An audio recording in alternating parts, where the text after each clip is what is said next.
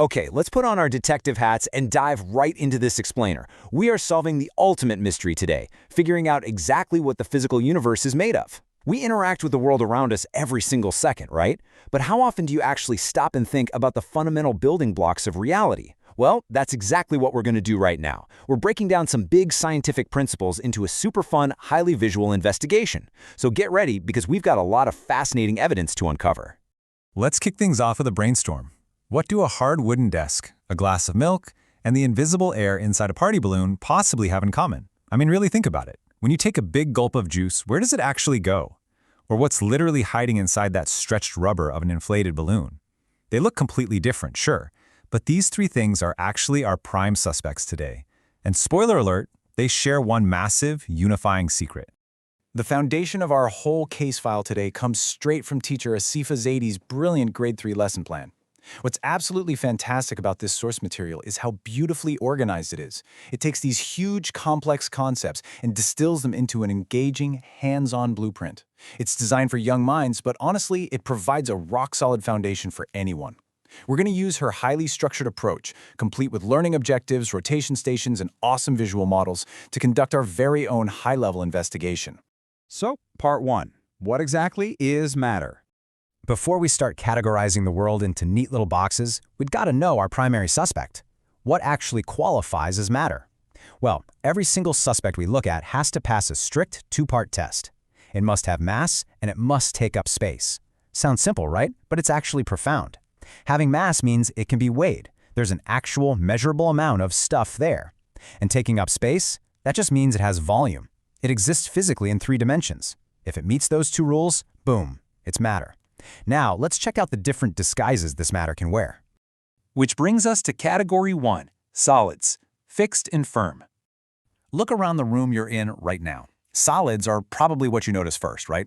They're the anchor of our physical world, and they are stubborn. Solids hold their shape perfectly, and their volume never, ever changes, no matter where you put them. Think about a block of wood. If you move it from your desk to the floor or toss it into a giant bucket, it doesn't suddenly morph into the shape of the bucket.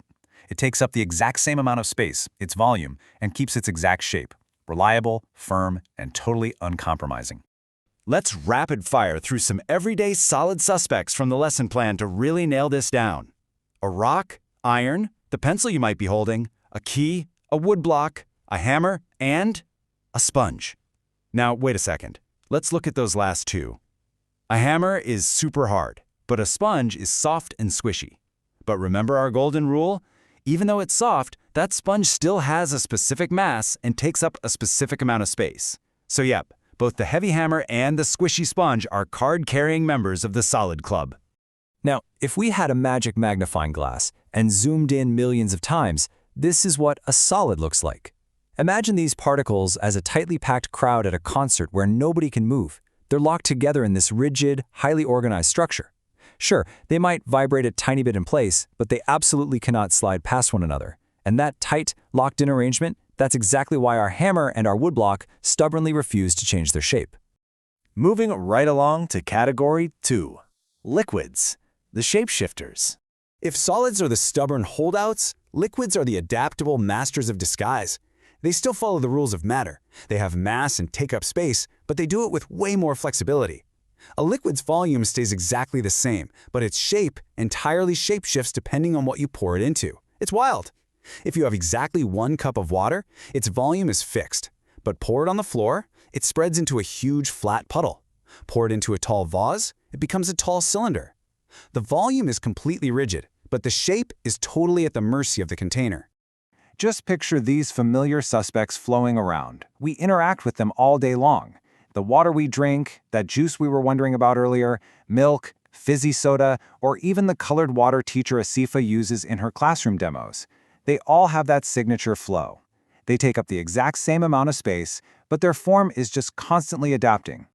Down at the microscopic level, the crowd looks a lot different. These particles are loosely connected. Think of them like tiny beads that just effortlessly slide and tumble over one another. They're still touching, which is why the overall volume doesn't change. But those rigid locks we saw in solids, they're completely broken.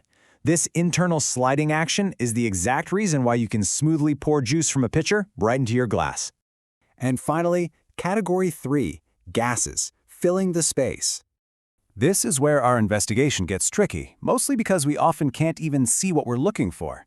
Gases are invisible rule breakers. But don't let that fool you. They're very much there, and they have some crazy characteristics. Gas literally does not care about the shape of a container. It just expands freely to fill absolutely all the space it can find. It has no fixed shape, and get this, no fixed volume either.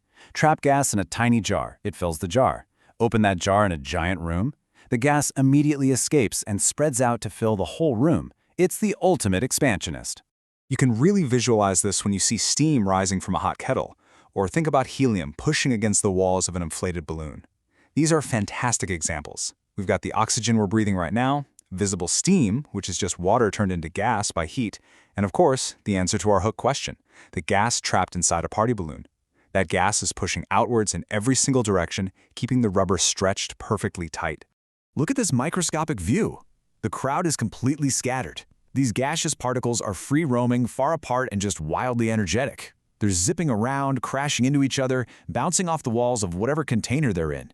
And because there's so much empty space between them, gases can actually be compressed, squeezed into tiny spaces, or allowed to expand pretty much forever.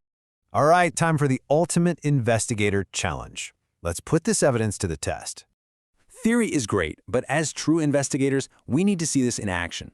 Teacher Asifa's lesson plan brilliantly uses 3 hands-on rotation stations to prove these concepts in the real world. At Station 1, the shape shift, investigators pour colored water into different containers to prove that volume stays the same while shape transforms. Station 2, they actually measure mass using scales, and, I love this, they measure invisible gas by comparing an inflated balloon to an empty one, proving gas definitely takes up space and has mass. And at Station 3, particle play, they use colored beads to physically model those tightly packed solids, sliding liquids, and crazy bouncing gases we just talked about.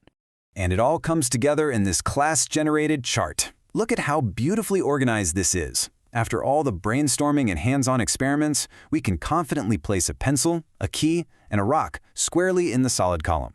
We know water, soda, and juice are our flowing liquids, and steam, helium, and the oxygen in the air, correctly identified as our expanding gases.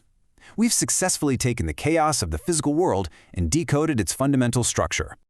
I'm going to leave you with this one provocative thought. We know that adding heat turns a solid, locked ice cube into flowing liquid water, and more heat turns that liquid into bouncing steam, which is a gas. But what happens if you keep turning up the temperature on that gas? Do the particles break apart even further? I highly encourage you to keep that investigator hat on and wonder what wild transformations lie beyond these 3 everyday states. Thanks so much for diving into this fascinating explainer with me, and keep exploring.